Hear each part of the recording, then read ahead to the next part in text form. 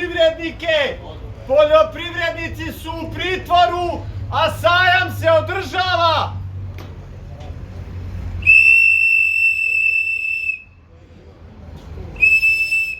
Ne može sajam, a poljoprivrednici su uhapšeni.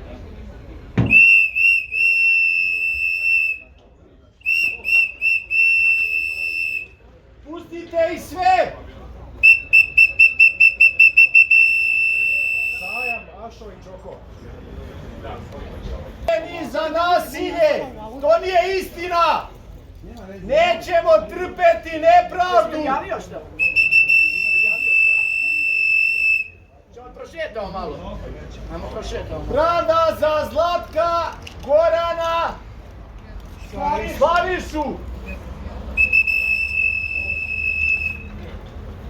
Poljoprivrednici su uhapšeni zbog nasilja koje nisu načinili. Poljoprivrednici